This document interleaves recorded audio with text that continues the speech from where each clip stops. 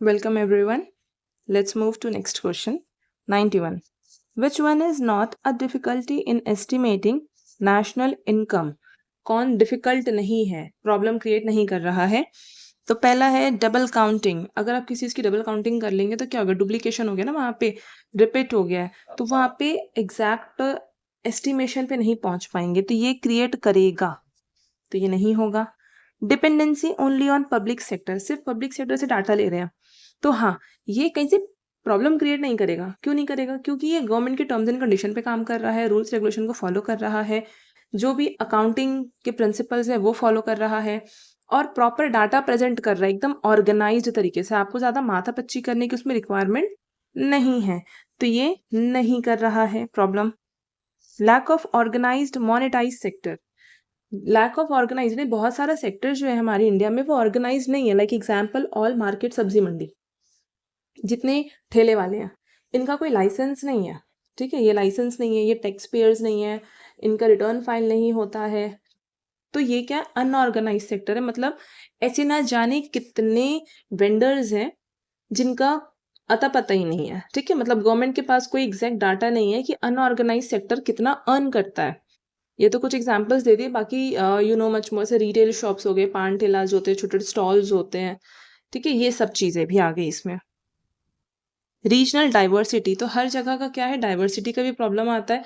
जैसे कि कुछ स्टेट्स हैं और कुछ ऐसे स्टेट्स के अंदर एरियाज हैं जो प्रिविलेज्ड है, ठीक है, स्पेशल इकोनॉमिक जोन उनको वहां का दर्जा दे दिया गया है। सो जो प्रॉब्लम नहीं क्रिएट करेगा, that's dependency only on public sector. क्यों? क्योंकि एकदम बढ़िया डाटा प्रेजेंट करके देंगे as expected or required. Which nodal department is responsible for formulating the policy of the government on FDI, foreign direct investment के बारे में बात कर रहा है। The Department of Industrial Policy and Promotion, ये responsible होगा।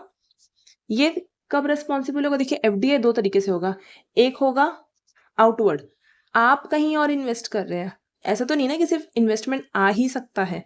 अगर इनवर्ड है, मतलब आ रहा है, ऑडी वाला कहता है कि हम आपके देश में अपना एक मैन्युफैक्चरिंग यूनिट लगाना चाहते हैं, मतलब डायरेक्ट वो क्या कर रहा है, इन्वेस्टमेंट कर रहा है, यहाँ पे अपना पूरा मशीन, लेबर, सब कुछ लाएगा, लगाएगा और प्रोडक्शन करेगा, ठीक है। तो ये क्या हो गया, पैसा बाहर से आ रहा है। जब आएगा पैसा एफडीआई के तौर पे, जब पैसा आएगा, the department of industrial policy and promotion है, commerce and trade, ministry of commerce के अंदर आएगा ये, तब ये एक्टिव हो जाएगा।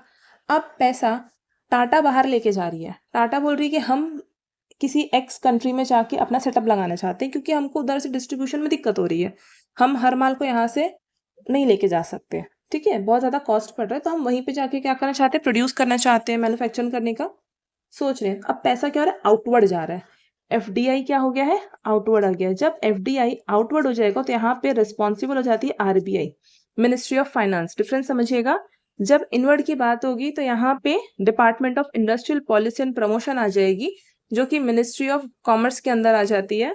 वेयर एज जब आउटवर्ड एफडीआई की बात चलेगी तो आरबीआई आ जाएगा, मिनिस्ट्री ऑफ फाइनेंस। अब आरबीआई क्यों आ गया, क्यों? क्योंकि टाटा पैसा लेके बाहर जा रही है, तो फॉरेन एक्सचेंज कौन देगा, आरबीआई से लेगा, ठीक है। तो यहाँ पे आरबीआई आ जाएगी, जो बार बार मॉनिटर करेगी इन चीजों को। Moving ahead, which one is not the internal source of industrial finance, इनमें से कौन सा इंटरनल सोर्स नहीं है? अब इंटरनल सोर्स क्या होता है, तो आपके पास जो पैसे हैं, आपके अपने पैसे, वो इंटरनल सोर्स हो गया। अब आप बाहर से पैसे लेके आएंगे तो वो क्या हो जाता है, एक्सटर्नल सोर्सेज। इंटरनल सोर्सेज में आपके रिटेन अर्निंग्स आते हैं, आपका प्रॉफिट होता है, यही दो आइटम है, ठीक है। प्रॉफिट है जो कमाया वो आप इन्वेस्ट कर सकते हैं, और रिटेन अर्निंग मतलब सालों से आप प्रॉफिट क्या करें, सेव करते आ रहे हैं, आपने कहीं इन्वेस्टमेंट किया था, रिटर्न आ गया तो उस पैसे को यूज कर सकते हैं, मतलब वो आपके प्रॉफिट से ही जन्म लेगा, ठीक है, जो आपका इंटरनल सोर्स होगा। प्लकिंग बैक ऑफ प्रॉफिट, तो हाँ, ये हो गया इंटरनल, ठीक है। क्वेश्चन कहता है not the internal source. Public deposits, public से डिपॉजिट लेके आ रहे हैं, तो क्या हो गया, आउटसाइड हो गया, एक्सटर्नल। डिवेंचर्स, ये भी एक्सटर्नल है, दूसरे से पैसा मांग के लाते हैं। शेयर कैपिटल, तो ये भी एक्सटर्नल है, भले ओनर्स फंड है, शेयर कैपिटल को हम ओनर्स फंड कहते हैं, बट वो बाहर से आ रहा है ना, जो शेयर होल्डर है, शेयर कैपिटल को अनसिक्योर्ड भी कहा जाता है, इक्विटी शेयर को, क्यों सिक्योर नहीं है, आखिरी में आएगा नंबर पेमेंट का, पेमेंट आएगा आखिरी में, बट पैसा एक्चुअल आ कहाँ से रहा है, सोर्स क्या है, तो सोर्स तो एक्सटर्नल है ना, वो उस कंपनी से रिलेट नहीं करते हैं जो शेयर होल्डर्स है। अब एक्सटर्नल बोला तो यहाँ पे तीनों ऑप्शन एक्सटर्नल आ गए, सो इस हिसाब से क्वेश्चन में कुछ गड़बड़ होगी। Which one is the internal source होना चाहिए, तो ऑप्शन फर्स्ट हो जाएगा। Next one, a scheme which is to facilitate import of capital goods for producing quality goods and services। एक ऐसी स्कीम के बारे में बात कर रहा है जो इंपोर्ट करने बोली कैपिटल गुड्स। अब कैपिटल गुड्स यानी क्या होते हैं, मशीनरीज जो प्रोडक्शन में हेल्प करते हैं, जो रेवेन्यू जनरेशन में हेल्प करते हैं, वो होते हैं कैपिटल गुड्स, जैसे मशीन वगैरह हो गया। हाँ, अब लैंड तो खरीद के ला नहीं सकते क्योंकि लैंड भी कैपिटल गुड्स के अंदर है, बट वो मूवेबल नहीं है। To enhance India's export competitiveness is known as Export Promotion of Capital Goods Scheme, Service Export for India Scheme। तो यहाँ पे गुड्स एंड सर्विस दोनों की बात की गई है, so this can't be. Export authorisation scheme, यहाँ पे प्रमोशन की बात कर रहा है ना, कि हमको कॉम्पीट करना है, एनहांस करना है, एक्सपोर्ट कम्पीट करना है उनसे, तो कुछ ऑथराइज की बात नहीं है। Advance authorisation scheme, correct answer यही लग रहा है और है भी। Okay, next one, which of the following is the correct meaning of soft stay. Soft मतलब क्या होता है, नरम। अब स्टेट यानी मान लीजिए कोई स्टेट है तो वो कैसा है, वो नर्म है। अब जब वो नर्म स्वभाव का होगा तो बाकी सब क्या हो जाएंगे, वहाँ पे उस पर हावी होना स्टार्ट कर देंगे। और जब किसी का स्वभाव नर्म होता है तो उसके साथ बार बार इनडिसिप्लिन वे में बिहेव किया जाता है, सो सोशल इनडिसिप्लिन। अगर आपकी कंट्री, यहाँ पे स्टेट का मतलब है कंट्री की बात की जा रही है, अगर कंट्री का रवैया सॉफ्ट है, कंट्री का रवैया सॉफ्ट है तो लोग अपनी मनमानी करेंगे। Like in our country, no civic sense वाला कहानी चल रहा है ना, ठीक है। मैंने एक रील देखा था जिसमें वो ईट वाला बता रहा था कि रोड क्रॉस कर रहे तो ईट पकड़ के क्रॉस कर रहे हैं, बहुत अच्छे से समझाया। और एट लास्ट उन्होंने कहा कि ये हम इंडिया में नहीं कर सकते, बहुत सीरियस होकर कहा। और उन्होंने ये कहा कि जिस दिन ये काम स्टार्ट होगा सबसे पहले तो ईट ही चोरी हो जाएगी। तो ये कहानी है यहाँ पे कि हर सामान क्या हो जाता है, चोरी हो जाता है। तो इसका रीज़न है कि सॉफ्ट स्टेट, अप्रोच क्या है, सॉफ्ट है। Okay, so social indiscipline. The next one, the main objective of export promotion zone is। Export promotion zone का मेन ऑब्जेक्टिव क्या होगा, टू रिड्यूस, नहीं इसी के आगे समझ में आ गया, प्रमोशन की बात करिए, प्रमोट करना है, आगे बढ़ाना है, पीछे नहीं लाना है। To establish clearing houses, to increase the export of manufactured goods, ये बहुत बढ़िया है। टू रिड्यूस, तो ये भी नहीं होगा। इन दोनों में this is the most favourable one. So to increase the export of manufactured goods, जितना हम मैन्युफैक्चरिंग करके बाहर भेजेंगे उतना हमारा एक्सपोर्ट क्या होगा, प्रमोट होगा, उतना हमारे पास फॉरेन करेंसी इनफ्लो करेगा। As per the notification of Ministry of Micro, Small and Medium Enterprises, Government of India on 21st March 2025, the limit of the investment in plants and machinery or equipment and turnover does not exceed in a micro enterprise from। ध्यान देने वाली बात है, investment, आपका investment कितना होना चाहिए, exceed नहीं करेगा, नॉट एक्सीड, यानी कि मिनिमम लिमिट की बात कर रहा है आपके इन्वेस्टमेंट और टर्नओवर।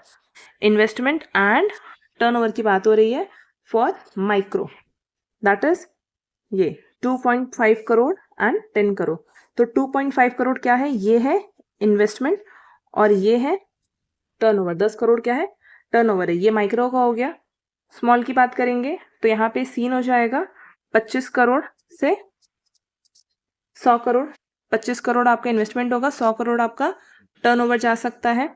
रही बात मीडियम की बात करेंगे तो ये हो गया, जस्ट अ सेकेंड, ये 125 करोड़ से लेके 500 करोड़, ठीक है। तो 125 हो गया investment and 500 crore will be your turnover limit.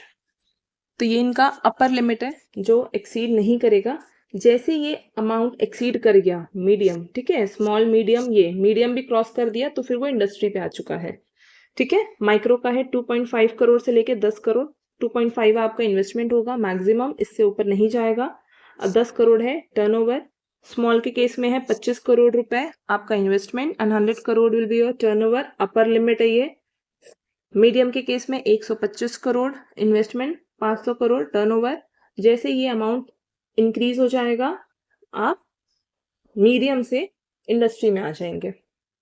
एकदम तुरंत नहीं होता है, कैसे गेट खोल के ले गए, आपको कुछ ड्यूरेशन दिया जाए क्योंकि फ्लक्चुएट हो सकता है ना, आप नीचे भी गिर सकते हैं।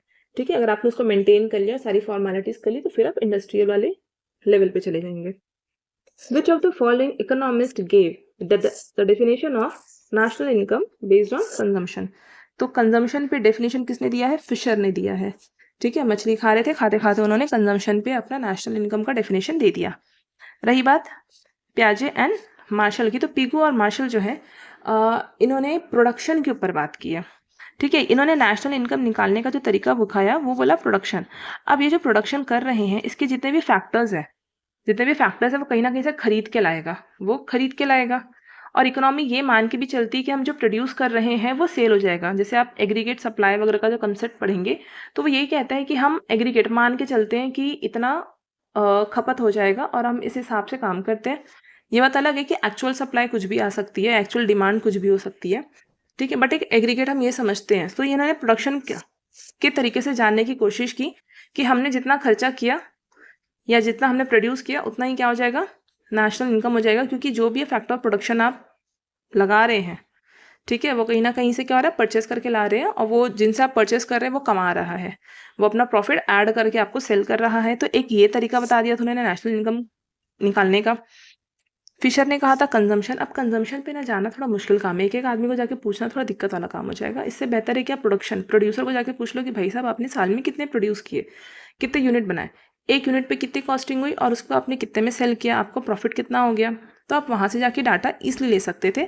बट आगे चल के जो साइमन कुजनेट है, इन्होंने प्रॉपर एक तरीका निकाल दिया, फॉर्मूला निकाल दिया कि इस तरीके से आप डिफरेंट सेक्टर्स के डाटा लेके फटाफट नेशनल इनकम कैलकुलेट कर सकते हैं।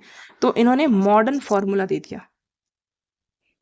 The fiscal deficit of central government in budget estimate 26-27 is estimated to be dash percentage of GDP. तो इसमें डायरेक्ट आंसर आएगा दैट्स 4.3.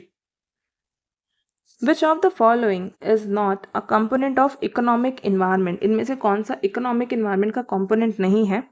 कंजम्पशन हैबिट, ये सबका इंडिविजुअल है, ये सबका अपना इंडिविजुअल हैबिट्स होता है। शायद आप 2 रोटी खाते होंगे, कोई बोलेगा मैं 2 रोटी खाता हूँ बट मैं बटर के साथ खाता हूँ, कोई बोलेगा मैं बिना बटर के 5 रोटी खाता हूँ, नहीं मैं चावल खाता हूँ, मैं रोटी खाता ही नहीं, मुझे जमता नहीं है। कोई बोलेगा नहीं हम तो रागी वाली रोटी खाते हैं, हम तो होल व्हीट्स खाते हैं। तो ये क्या, ये पर्सनल हैबिट्स है, इंडिविजुअल बिहेवियर है।